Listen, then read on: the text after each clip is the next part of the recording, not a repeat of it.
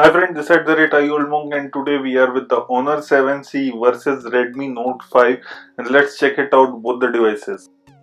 Both will be coming with the 3GB 32GB storage and the 4GB 64GB variant storage variant, and the 7C will be on Amazon.in whereas the Redmi Note 5 will be on Flipkart. Now coming on to the display here, it both comes with the 5.99-inch display.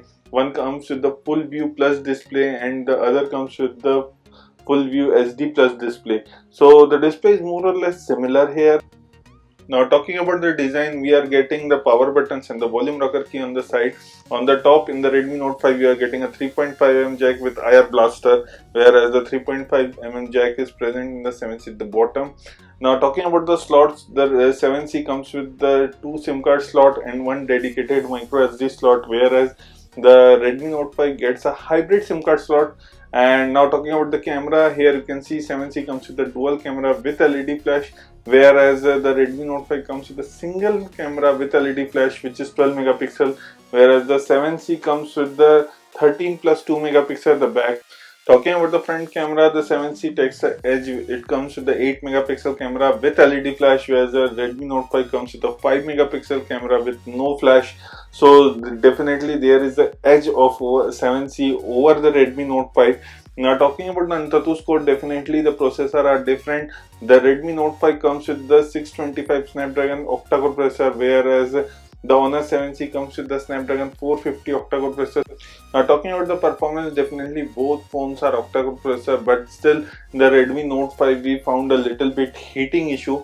Now talking about the battery of the 7C comes with a 3000 mAh, whereas the Redmi Note 5 comes with a 4000 mAh battery. So the battery is little lasts longer in the Redmi Note 5, but it takes a long time to the charge because there is no fast charging support, whereas the 7C has a 3000 mAh battery which takes a less time to charge.